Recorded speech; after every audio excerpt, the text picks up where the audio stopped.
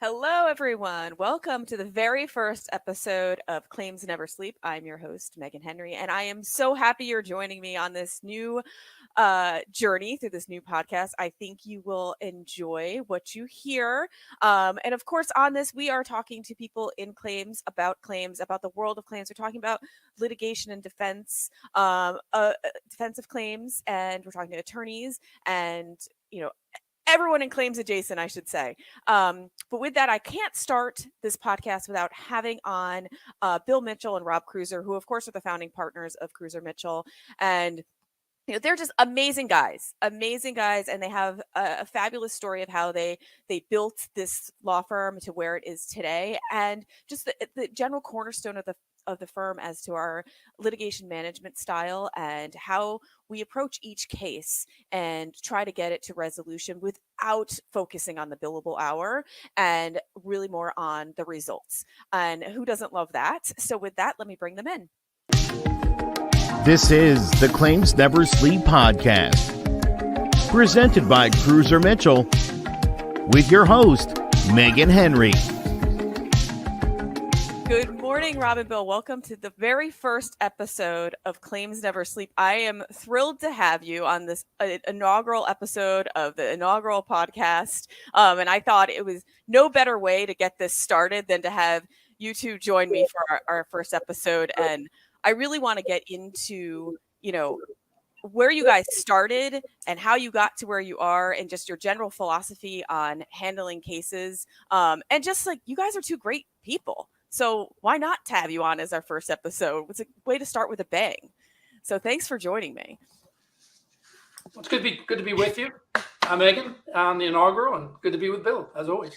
Hey Meghan, it's an honor to be on the inaugural, and we're excited to have you in the podcast because we strongly believe in trying to make the world better, and this podcast hopefully is doing its part. We'll see. It's going to make the world better one episode at a time. Yep. But I like to start these podcasts and getting to know where my guests started and how they got to where they are. Because as you guys are probably very familiar during your careers, everyone got to where they are with a different path. Most of us didn't start wanting to be lawyers, or most people didn't start wanting to go into claims, but we all ended up where we are in some way. And I personally find that path interesting. If other people don't, sorry, you're just going to have to hear it a lot because I like to hear it.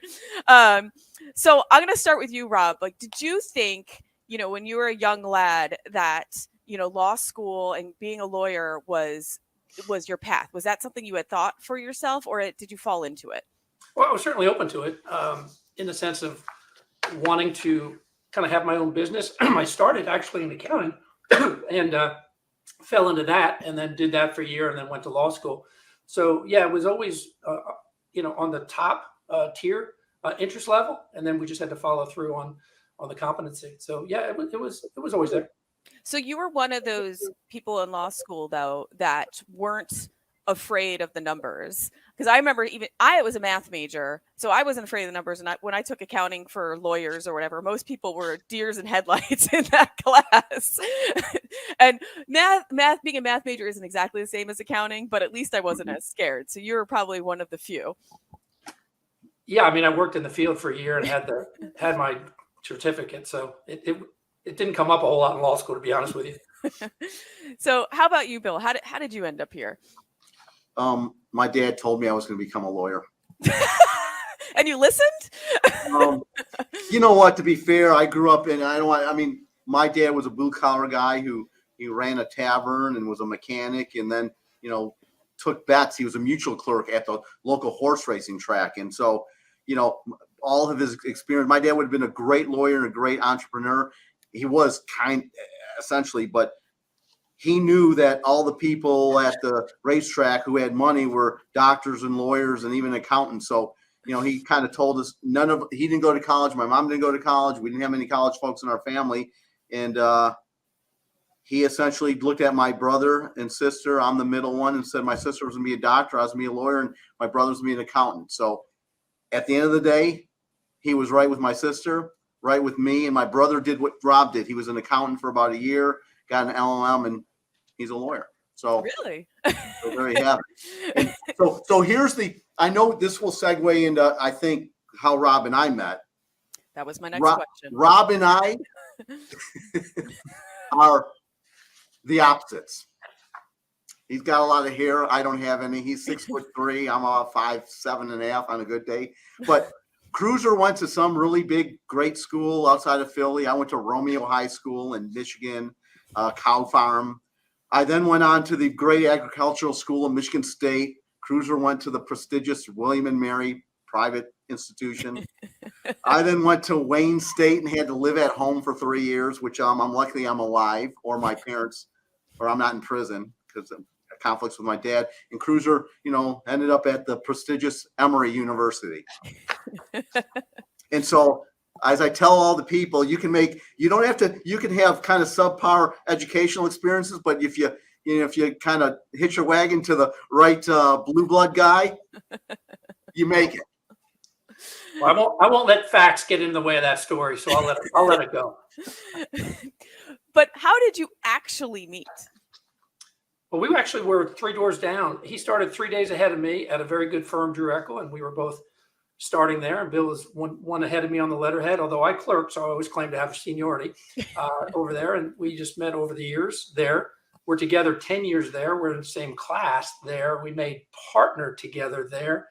And interestingly, both of our mentors left us. My mentor, Art Glazer, who's a very well-known, renowned mediator, left. And then, Bill's boss, Ted Freeman, left to start his own firm. I think Bill was the only one, Freeman Mathis, many people would know that name. I think Bill was the only one who didn't go with Freeman Mathis. I think that was a strategic mistake on his part because he ended up stuck with me and he had to cobble together a career. But that's how we met and obviously became professional colleagues and great friends. So, Meghan, I just did the math. I've seen Cruser for the last 33 years, 12,045 days, probably almost every day. 12,045 days, but I'm not counting. You don't have a ticker in your office. It doesn't feel like more. And Ted was a brilliant guy, and he came in my office one day when I was about a fifth year and said, I'm taking my group and 2 other partners, and we're going to take 15 lawyers, I think it was, to a new law firm, and literally 14 went, and I was the only guy that didn't go. Well, but did you go, Robb, or did you stick with them? No, I wasn't part of that section. So I was not invited. Even if he were part, he wouldn't have made the cut. Yeah.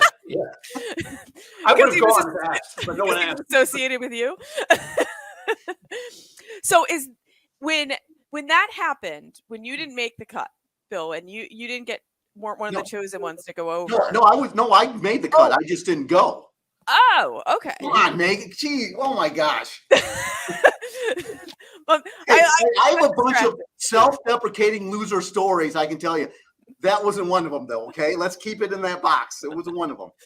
So why did you choose not to go?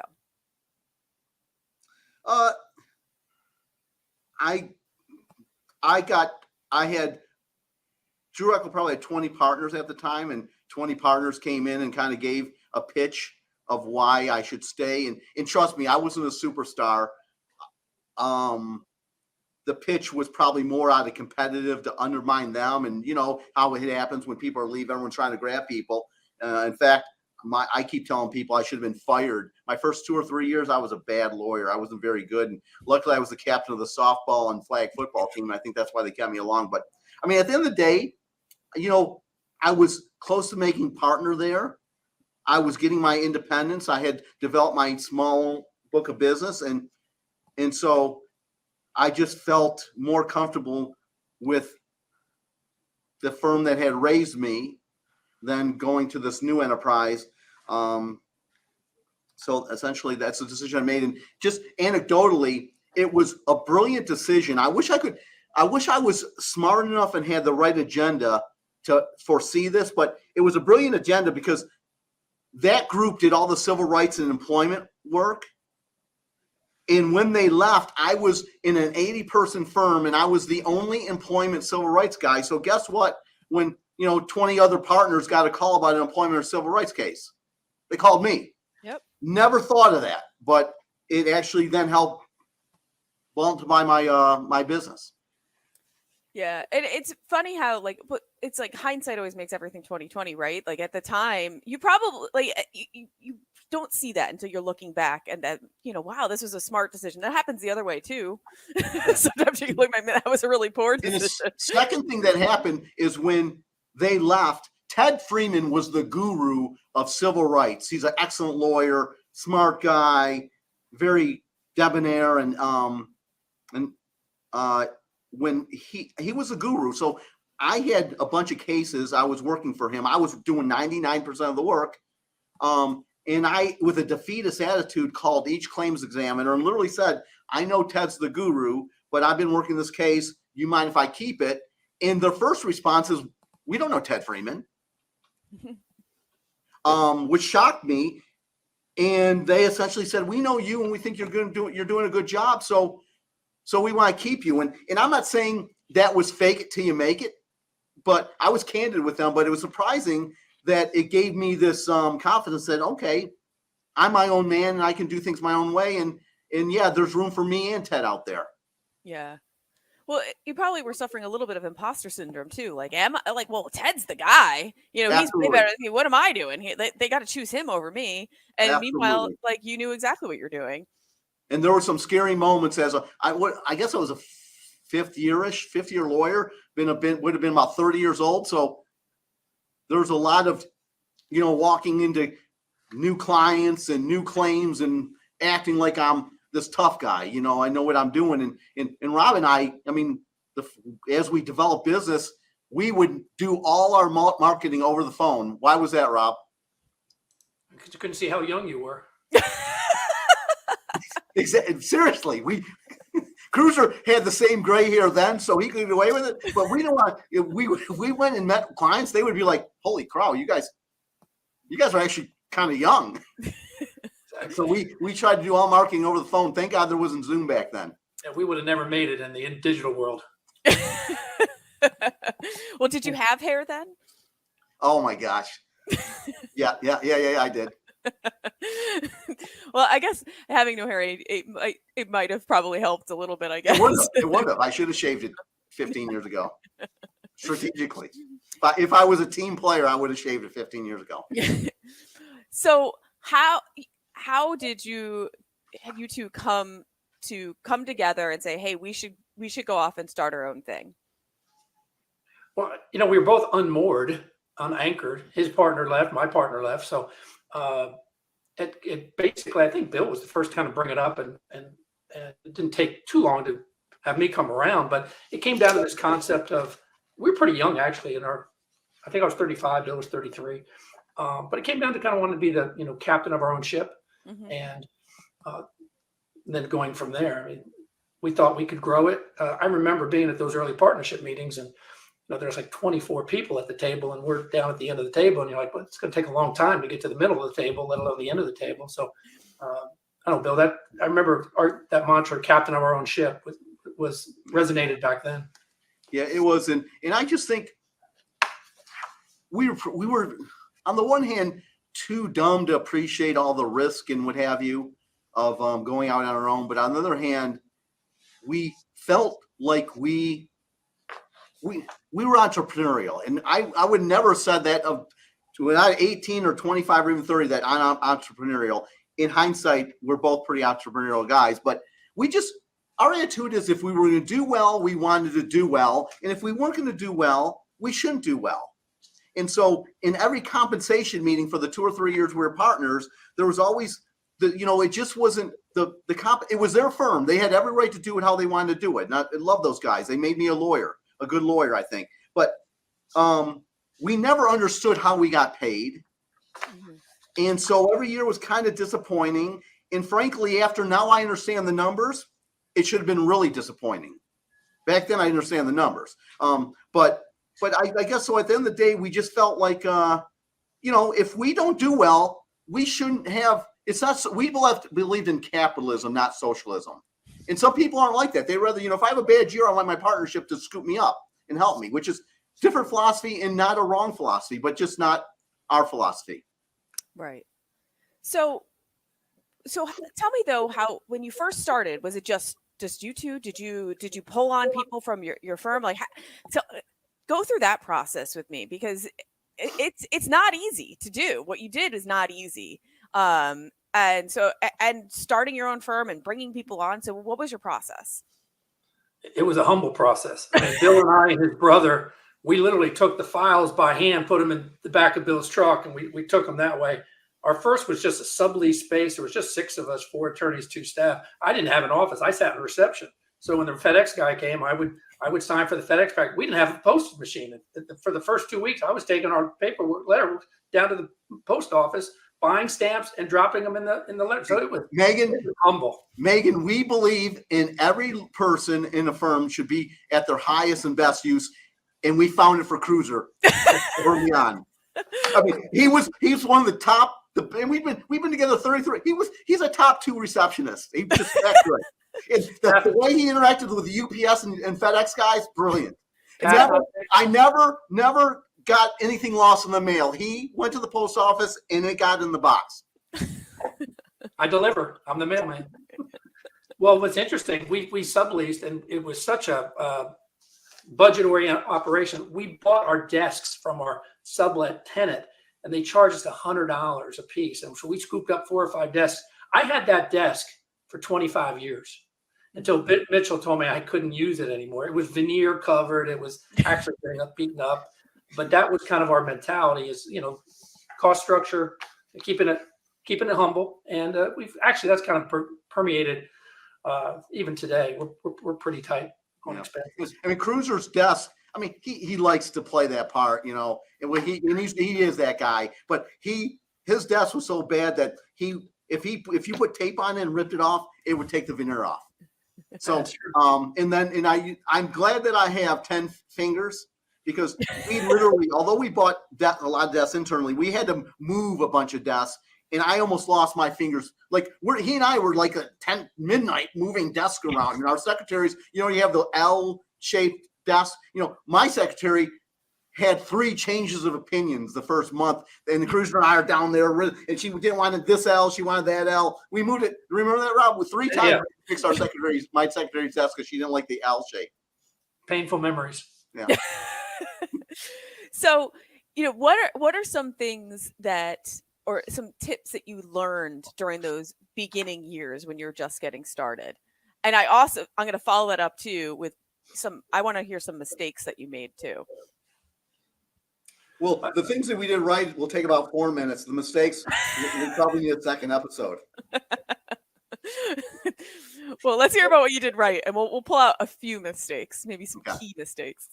The biggies. Yeah. Go ahead, Rob. Go ahead. Yeah, I'd say part of it, whether you're 6 attorneys, which we were, or 106 attorneys that we are now, and we have just under 200 employees. So either way, I would say, talent selection was very key then. We had very good talent.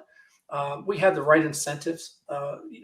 Bill alluded to it earlier. Some firms, they have a black box. It's not based on performance. I really always believe that you have to incentivize top performers. Top performers will not subsidize mediocre performers for long, and they certainly won't take instruction from mediocre partners or a group of mediocre partners. So I think one thing we always had from the beginning is we had the right incentive structure in place, that we retain top performers. They want to stay. They don't want to leave. And I think that's always been very key to our success financially. We've never borrowed money to pay ourselves or anything like that. So we've made mistakes in the talent selection. There's very vivid. One of our offices did not work out. We didn't have the right team. No names mentioned, no office mentioned, but we knew. I think Bill and I both knew this person wasn't right. Our wives knew. Yeah, and our wives knew too. But they had a good book. They had a good book of business, and we said, well, we'll they'll come into the Cruser Mitchell culture, and we're going to change them. And we didn't change them, and it didn't work. So talent selection was something we learned. That's a mistake, both positive and negative. And that office went away because we just didn't have the right people there. Well, and I will say though, I mean, you can't change people, right? You kind of have to find people who fit what you're doing. And if you're it's like the square peg round hole. If if you're having someone who doesn't fit in the overall philosophy, you're not going to be able to change them to fit in the philosophy. So it likely is not going to work. Megan, it sounds so reasonable when you I put it know. like that. We just didn't get it on a couple people. It takes a long time to realize you can't rewire people to some degree. We went away, we didn't hire first-year lawyers forever because our clients didn't want to for various reasons. They're not experienced, blah blah blah. They're not efficient and effective. But we did several years where we were going after laterals.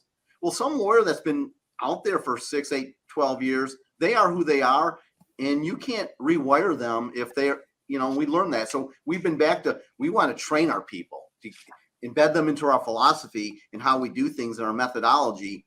Because that's the foundation who we are. If you don't mind, I wanted to comment on what we did right.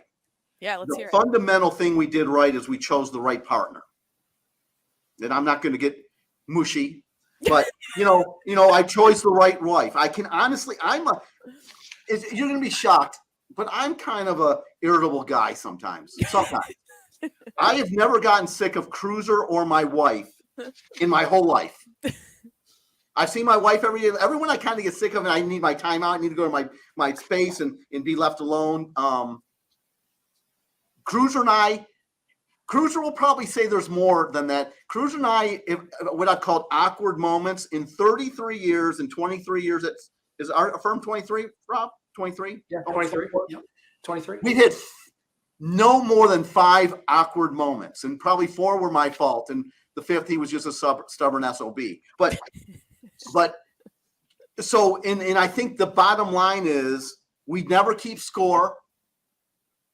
There's no the competition is actually we had years where Robb did really better than me.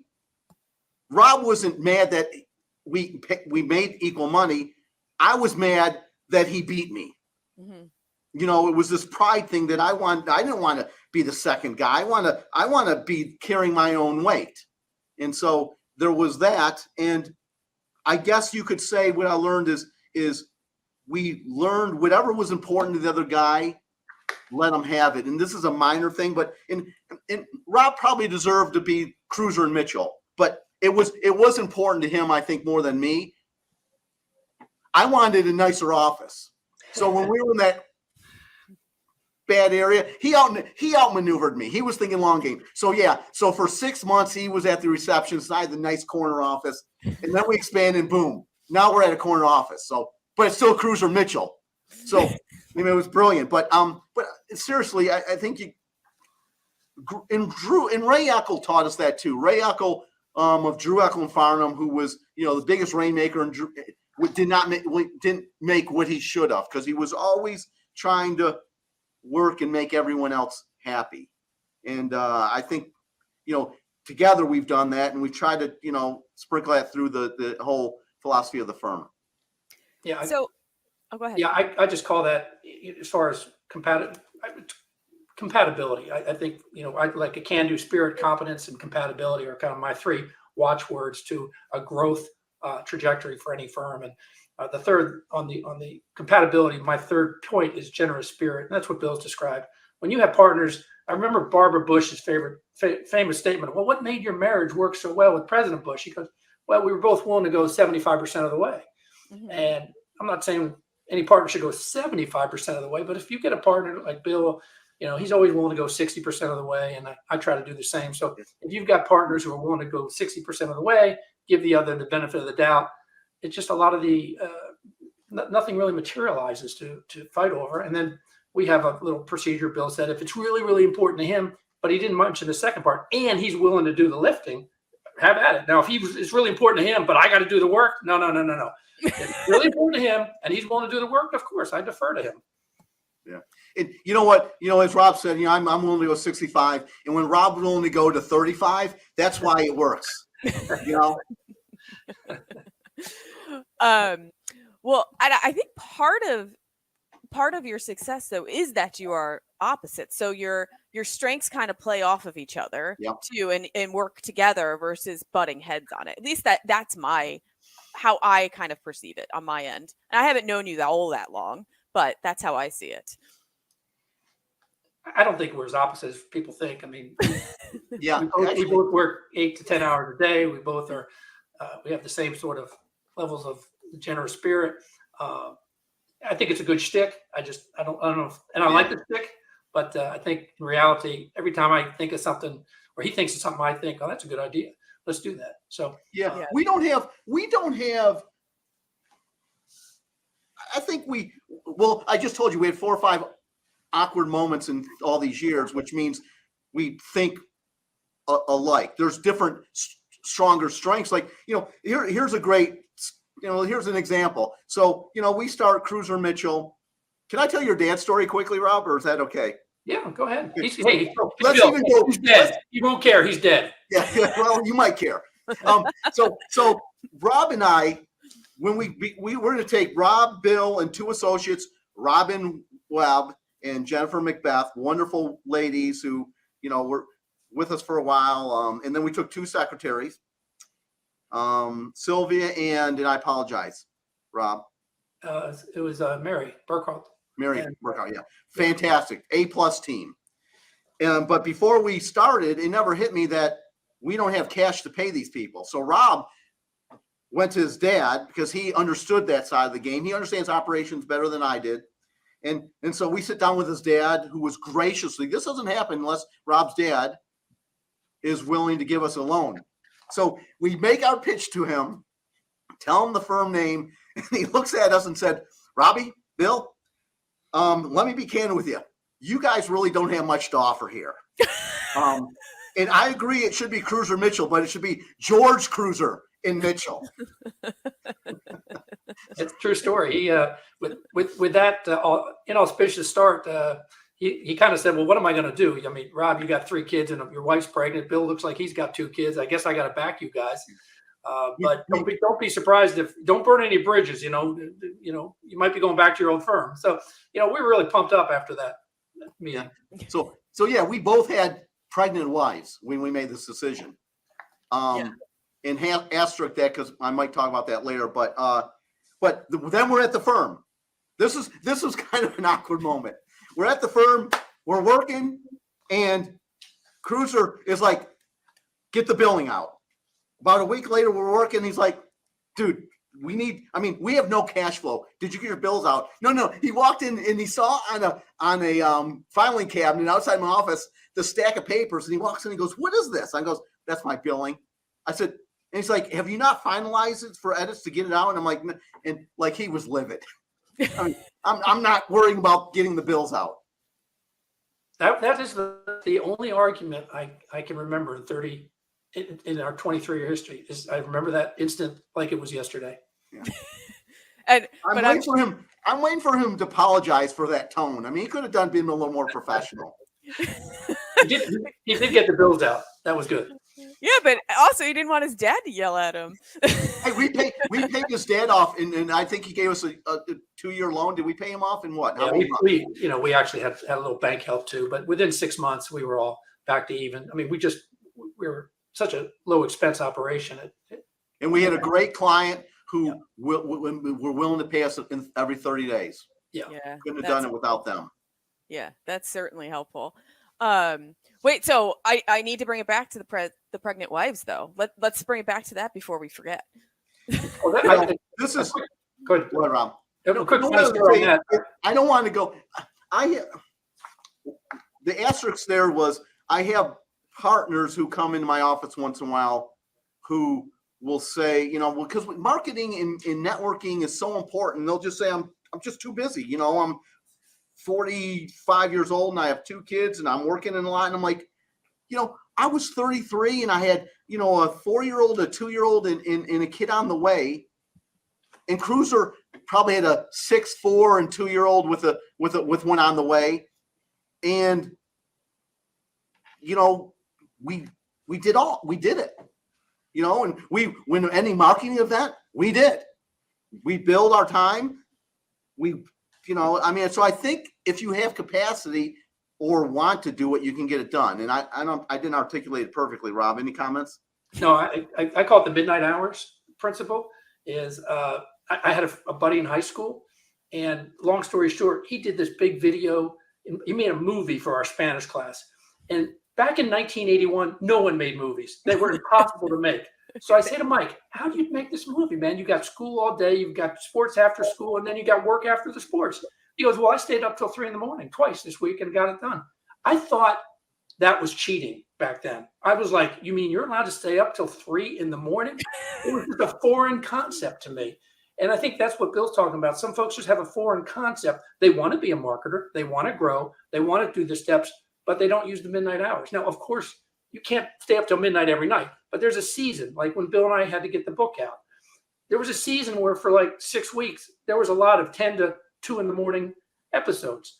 And if you're not going to willing to do the midnight hours, then don't tell me you're interested in growth, and don't tell me you're interested in control. You're interested in the status quo, and that will not grow.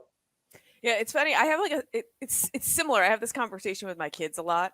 I mean, they're younger, but like they play sports, and I always say to them, going to just to practice and your games isn't enough. Like if you want to stand out, you need to practice at home. You need to do other things. You can't just go to the scheduled practice that your coach has and then show up to the game if you want to put yourself ahead of everybody else.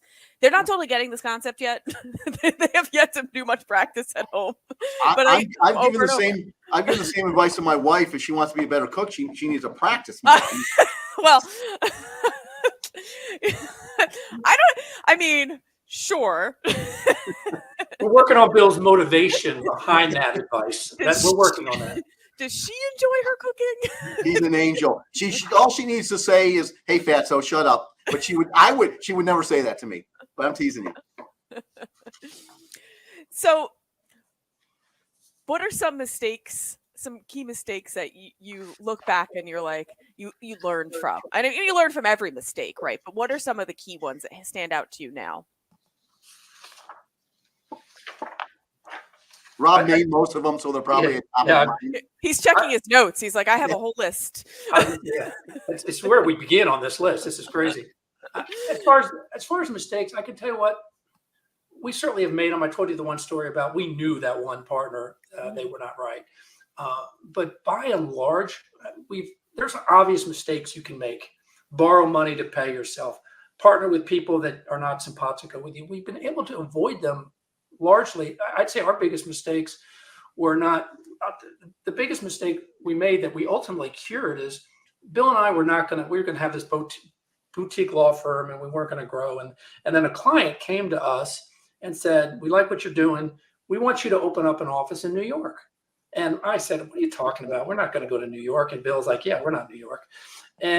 But he was persistent. And he finally said to us, well, tell you what, to me, to just get him off my back, I said, tell you what we'll do. You give me $500,000 in business and 40 cases, and we'll open up a New York office. And he said, so if I do this and that, you'll do it. I'm like, yeah, that's right. Good luck. He goes, done. I'm like, what's done? He goes, you just said this. So I'm going to give you those 40 cases and the $500,000. You got 30 days to get it started. And we still resisted. Well, opening other offices was one of our foundational operational successes. I mean, it led to cross-marketing. It led to cross-pollination of knowledge. It led to the national firm. But we were so stupid that we didn't see it. We actually had to have that once-in-a-lifetime experience, which we didn't deserve. How many people say start a new office because we like you guys? It should never have happened.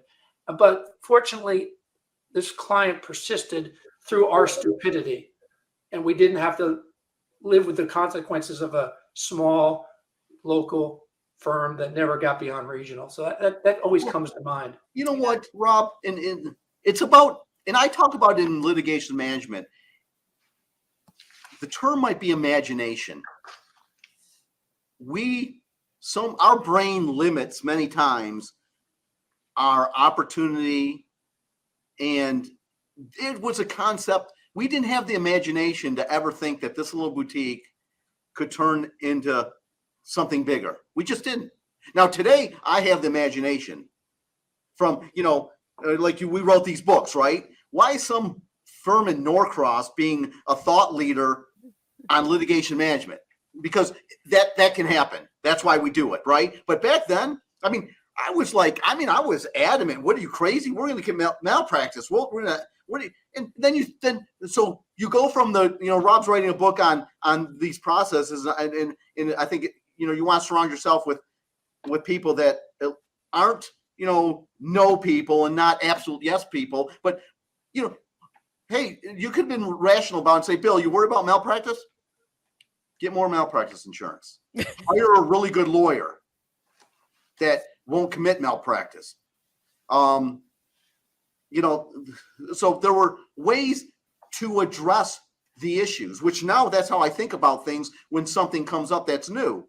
Okay, what are the hurdles? Well, how do we mitigate the risk of the hurdle? And sometimes it's like, you know what, we can't mitigate, it's not worth it. And many times is, if we do ABC, we're fine. Especially if there's a good upside. If there's a good upside, then the hurdles become less. If there's no upside, it's like, why are we even talking about this? But we got to make sure there's not much upside. We wouldn't have thought there was much upside to having other offices. So having that open mind, I'm thinking of all the things we almost didn't do, but we ended up doing it because we listened to other people, the other offices. Well, we weren't going to have other offices. We did. Well, we weren't going to have many in other states. Now we have more lawyers in other states than we do in Georgia. Well, we weren't going to change our secretary to attorney ratio. Well, we did that. We weren't certainly going to do remote work. Well, we've accommodated that. Well, we're not going to get involved in silly podcasts, yet here we are. There are so many different, I could take you down a list of 10 things that we said no to, but at least we've recognized our infallibility and we've gone for things that we thought, okay, that's got a decent upside. And, we've certainly had some failures, but, that's led to me, one of our foundational strengths is the other offices. That's just been such a game changer for the firm. And that doesn't mean we haven't been cautious. Like I see these firms that just gobble up 8 lawyers, 10 lawyers. But like some firms have grown 5x in 2 or 3 years. It took us a decade. And when that client came to us, I actually think they may have wanted California. They said California, New York, and we did New York. They said do California. It took us a decade or more to find Mark Zimmett in California. We interviewed a lot of people. We just couldn't find the right person. We couldn't find the right partner. It took 16 years. We brought Mark on in 2016. Yeah, we did. Texas makes perfect sense for us. Yeah, we can't find. We've come close. We've gotten to the altar actually with somebody, and then said no. So we are very strategic, which shows you, Meghan, what an honor it is that you get to work with us. We're that cautious and that selective that you made the cut. I know. Whew, for now. I never gets old, man. Never gets old. I do feel I'll get a little mushy. I do feel I believe in some sort of kismet in life. And that's how I got connected to Patricia Baxter, who was connected to you, and then she connected me to you. And I feel like a lot of things happen for good reason, and and you have to go with your gut. And I remember after I talked to you, Bill, a few months ago, I called her and I'm like, I think I got to take this leap. It just feels right. Everything about it feels right. Did you know strategically Cruser was kept out of those initial conversations? Well, you hit him well. Exactly. Hey, Bill's the face guy. You got to go with the face guy. You know what? So Patricia was a partner in Philadelphia, and she had to leave for good reasons because a book of business was leaving for unrelated issues related to Cruser Mitchell. Just changing the guard of the client. And she had to leave. Luckily, we left on wonderful terms. Told her the door was always open to come back. We have communicated with her. How long has it been a decade? So here is what I'm saying. And now Patricia's kind of, and Patricia was the biggest advocate of you coming to us, because good people try to always do the right thing. And when they're hanging out in that pool, they network and multiply. Yeah. She told me for months, did you contact Bill? Did you contact Bill? Did you contact Bill? and you know what? Maybe 20 years ago, under the same scenario, I would have gotten a fist fight with, Patricia out the door and said, go to hell. I never want to talk to you again. But again, you learn over life how to handle people and deal with the issue with the situations. Yes. It goes. I will say, it's very it comes together. I actually put out just a LinkedIn post not that long ago today about finding your people. And it's just like, oh, I can't believe I maybe I was just in the back of my mind. I knew part of this, the theme of this would be finding your people. You found your person in Rob, you found your person in Bill, and then you're finding your people to build up the firm, you know?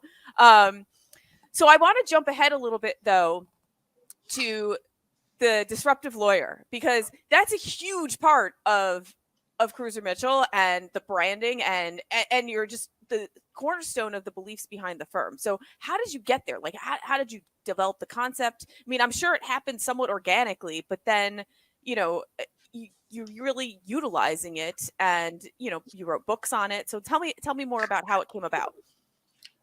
I would say this. Let me take this one, Bill. I give Bill the credit for this. We would never have gotten the Disruptive Lawyers litigation management book out but for his leadership on that. I was too busy to get my head up and off task. And then, of course, the Disruptive Lawyer became the brand that we now, it's both external and internal. We hold ourselves out to people as a firm with the right plan, with the right person running that plan, and the ability to give excellent results in a very speedy fashion so as to disrupt their expectation. And that wouldn't have happened without doing it. And of course, internally now, that's the standard we have to live up to. So if we're not wowing the client, we're not being disruptive, and we're not being true to the brand. So it helps us be disciplined internally. And it's not just a declaration to the clients and marketing device. It's a two-way thing. And I'll tell you what, it's just been, from a client standpoint, all the clients that have come in vis-a-vis, you know, Bill didn't just write the book. He's out there in webinars and speaking to hundreds of people multiple times, you know, every month. So it's been probably the best idea and execution that the firm's ever had, and led to so much growth. And I just give, you know, 95% of that credit to Bill. Thank you. So Rob deserves more than that. I would run it down to about 93. I think you're being a little smart on yourself. Again, what you learn from other people. We were at a firm, and law firms in 1990 and many up to today make money on the billable hour. So our focus, my first part of my career, was billing. And you want to make partner, you had to bill 2,200 hours a year. And then in 7 years, you might be considered if then you had your own business. So you're working on billing. And if you work on billing, you're incentivized to bill. Mm-hmm. You're incentivized to leave stone unturned, to file motions to compel, to file motions to dismiss, to take as many depositions as you can. Now, I'm not saying with any nefarious intent. What I am saying is I use the term, instead of right plan, right people, mindset, skill set. My mindset, and I think the industry's mindset today, a majority of the industry, a super majority of the industries, doesn't have the right mindset. They're not looking for early resolution. They complicate and make things hard, where we're very strategic in everything we do on every billable hour with the goal of getting out of the case. That doesn't mean settling for paying more or being scared to go to trial. It's strategic that if we spend a client's dollar, it's because that dollar is going to advance the ball to a conclusion that they want and that they define at the beginning of the case. But here's the threshold moment for me. I'm a 6-year lawyer trying to get work, and no one will hire me, and they shouldn't have hired me. I was a young guy just still trying to figure out this craft. And I kept reaching out to this guy named Charles Spencer with the Hartford that a partner had introduced me to, and he had just picked up the DeKalb County Schools book of business. And so I took him to lunch, and I'm sure he looked at me and said, you know, you're a nice guy, but you're like 5th-year lawyer, you know. So one day he calls me, and he says, hey, Bill, you've been nipping at my heels. I have an opportunity for you finally. And I'm like, what? He said, here's the deal. I've been doing DeKalb Schools for a year now, and we have all of these immunity defenses. So it's, you know, we win most of our cases, if not all of our cases. But he said, what's going on is the school district has been using this attorney for a long time. And although that lawyer wins all the cases, they win the cases by billing about 70 or 80 grand every time, filing a motion for summary judgment, and then winning. And Charles said, so we got a new case, and it's a sad case. It's a death case of a kid. And there were 3 or 4 other co-defendants in the case. And he said, I got the budget in the opinion letter. And the opinion letter says, blah, blah, blah, blah, blah. After 10 depositions, we will file an MSJ in 9 months and we'll win. And the budget was $70,000. And Charles said something very simple. You get rid of this case cheaper and quicker, and you're my lawyer. Which is the antithesis of everything I knew. Mm-hmm. And so, bingo, new mindset. Luckily, I didn't appreciate if I had the skill set. I didn't know if I was a master negotiator back then. Not saying I am now, but I, through several letters, 2 meetings, I framed the issue of why we were going to win using, more honey than vinegar, and why you didn't need us on the case, and why the co-defendants were better. The case was complicated with me, not with them, and I was a distraction. And after about 6 to 8 weeks, billing $3,500, I secured a voluntary dismissal without prejudice, mm-hmm. and got out of the case. Yeah. What client's not going to like that?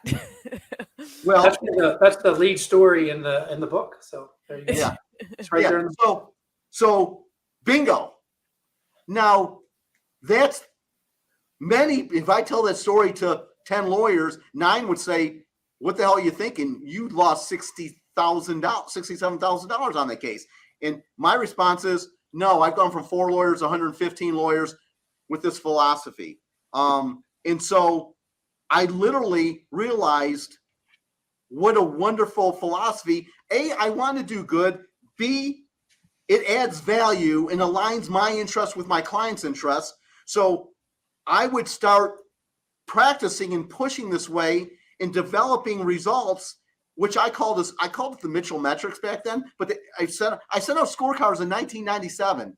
I'm pretty sure we are the first law firm to actually follow metrics and share metrics with clients. And so I would go to clients and say, hey, you've given me 10 cases this year. You thought the cost of defense was going to be $500,000 and indemnity was going to be, $500,000. And I got rid of them for $200,000 in indemnity or whatever. And so I think I saved you $600,000. Will you give me more work? And, it was very, very effective. Mm-hmm. And so the mindset gets you halfway there, and then the skill set gets you the rest of the way there. And that's what our mantra is. That's what our philosophy is, and that's what we're promoting. And I think it's a no-brainer. Everybody in the industry should be doing it. And we, not only do we do it, we execute on it. And it's a great way to also train young lawyers, because I remember how I was trained, and it was not that. It was like, these are the steps that you take when you get a new case. And it is literally, you just check the boxes. You go down and you check the boxes.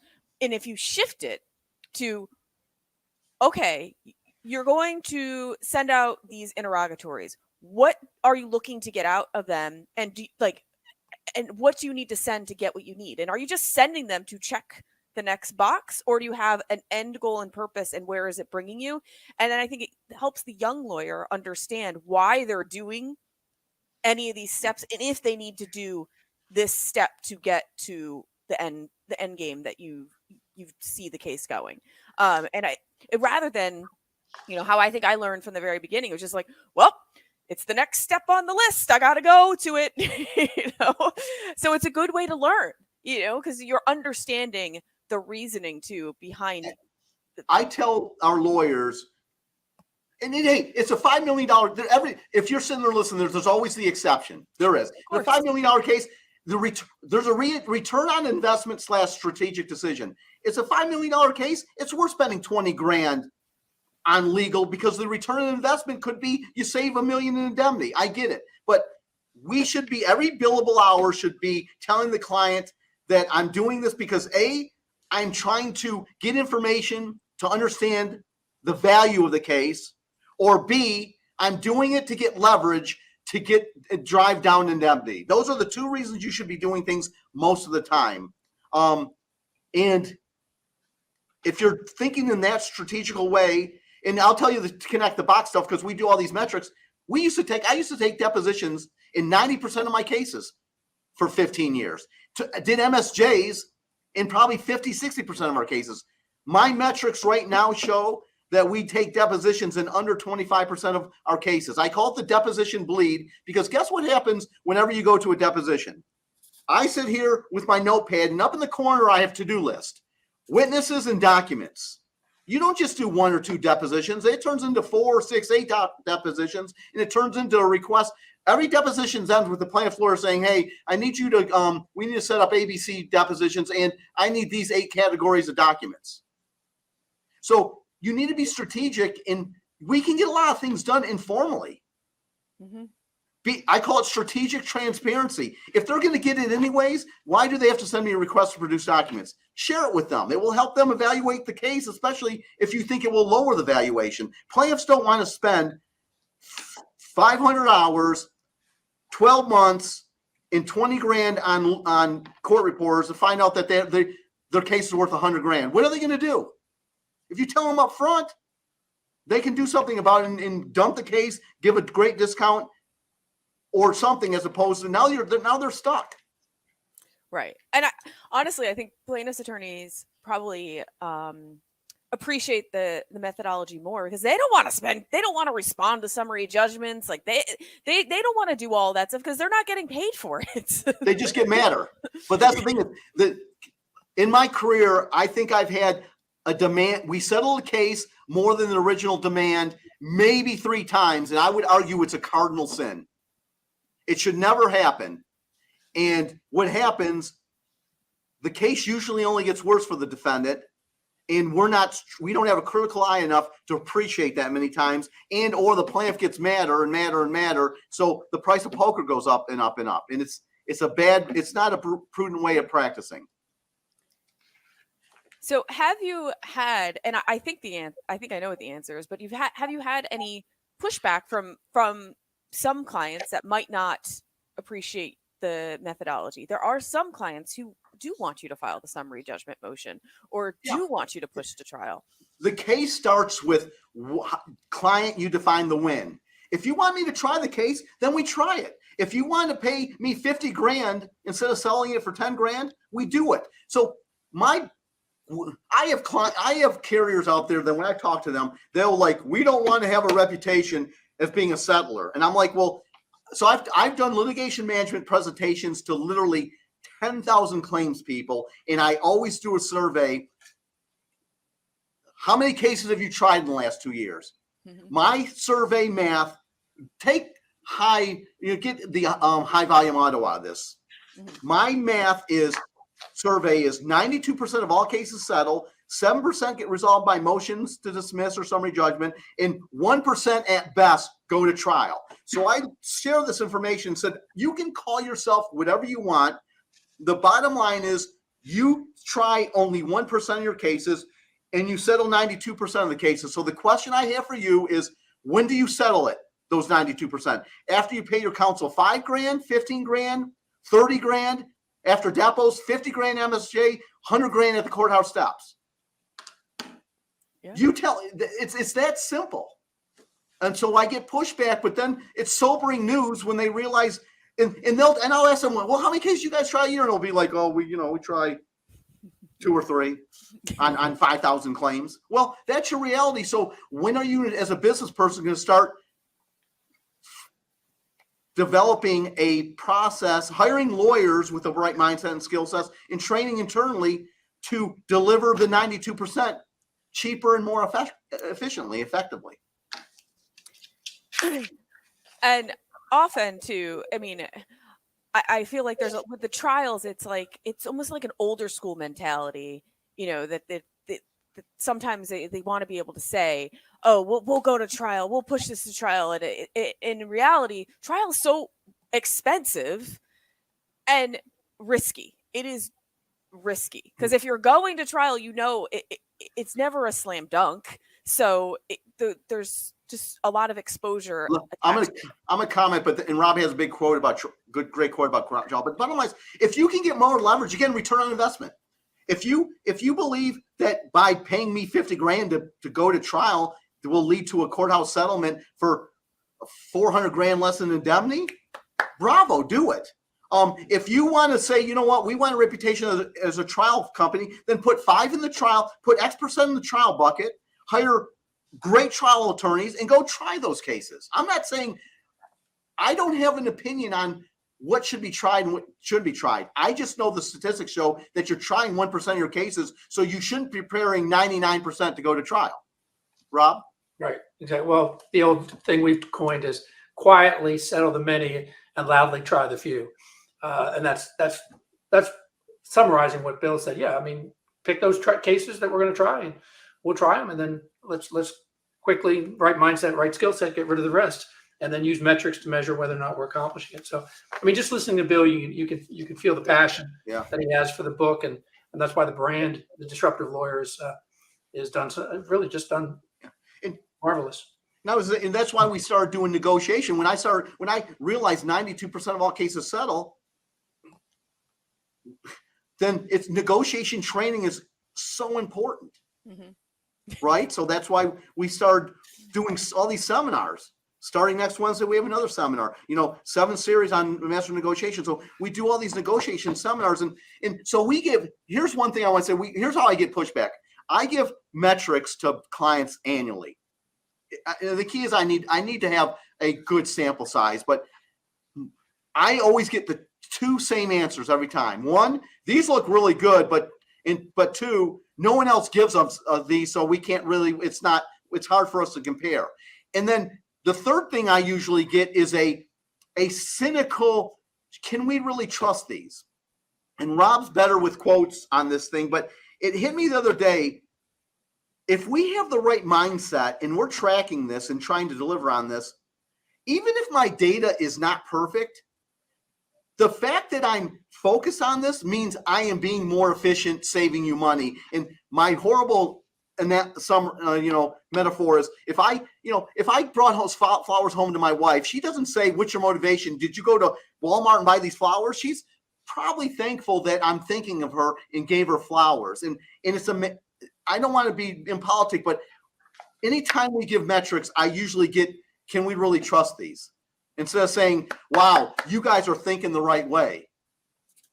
Well, if it's not measured, it's not done. So that's the importance of the metrics. And then, what we tell people is, look, these are our metrics. And obviously you have metrics. Just do an audit. Take 5 of these, audit against your life of the case. We say it was 92 days. You double check it, but you're going to see these all check out. And Bill's right. It's like, look, you want to be thinking about it. We want to be thinking about it. We certainly don't want someone who doesn't think about these issues to be part of the solution because they don't even understand the problem. Yeah. Hey, Megan, when I just did a metrics seminar Wednesday, and a lawyer, if I take depositions on 100 cases and 30 cases, and the dinosaur lawyer takes deposition on 60 cases, that's a 30 deposition difference at what, 10? What do you want? How much do depositions cost? 10 grand, 20 grand? Yeah, I mean, so right there's a $600,000 difference. Even if that alone is a solid number. Now MSJ, I do MSJs 10% of the time and I win them 90% of the time. If the dinosaur lawyer is doing them 40% of the time and probably winning them about the same 10% of the time, that's another 40 times 30, a $1.2 million difference. I'm at $1.6 million on 100 cases compared to a lawyer with a different mindset. Yeah.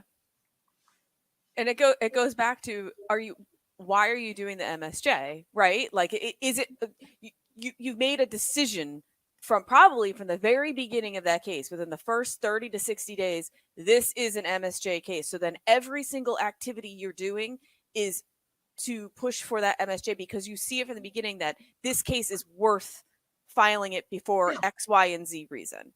And it has to do with where you're located, the fact, all the things. But you're not just doing it as another check the box. We're going down the list. Sometimes you're doing it not to win, but because you might dismiss one fact issue evidentiary issue that will save you a lot of money at trial. You might want to educate the judge. You might want it to as leverage in a mediation. I'm not saying you always follow them to win, and if you're not going to win, don't follow them. But it's strategic thinking. It's just not check the box. That's how we do it. Yes.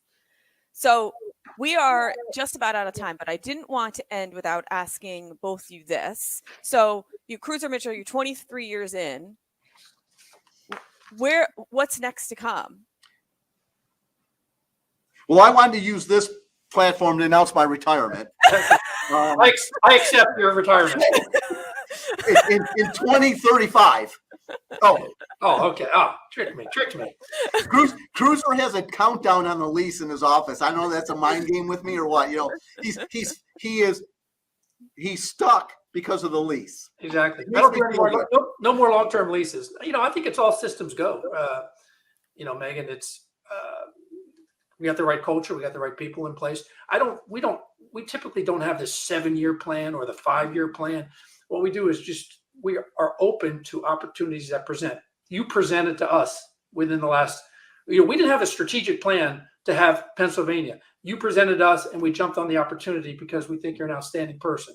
And the bigger you get, the more these opportunities somehow find them. Bill does a webinar for 1,000 people and you've got these opportunities of, 100 people come forward and 50 of those are second calls and 25 of those are face-to-faces. And all of a sudden we have a new client or new opportunity. So it's just being open enough to chase those and being active enough. He's doing his webinars.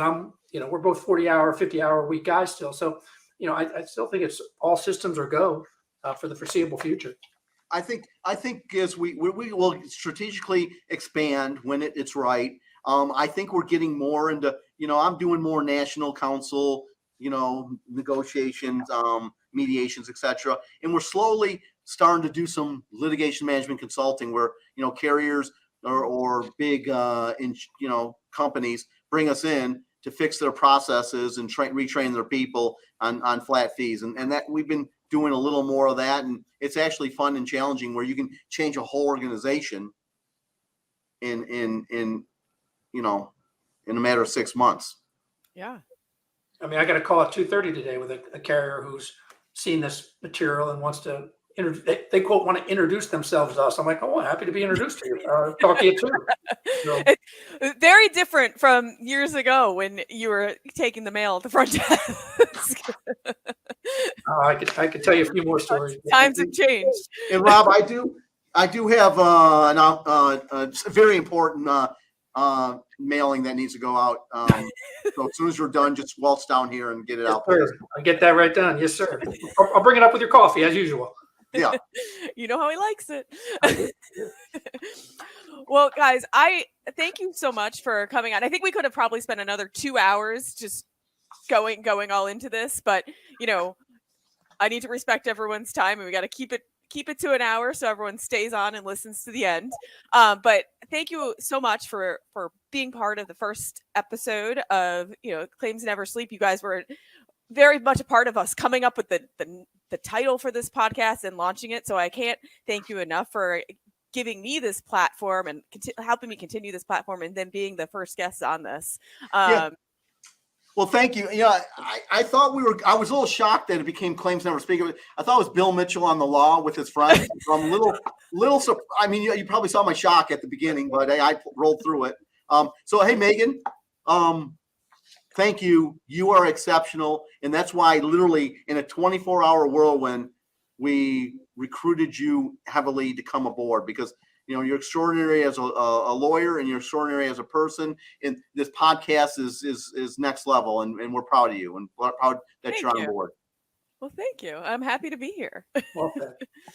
So for all our new listeners, old and new listeners out there, of course, if you like what you hear, please like and subscribe to Claims Never Sleep on your favorite streaming platform. And you can also find us on YouTube.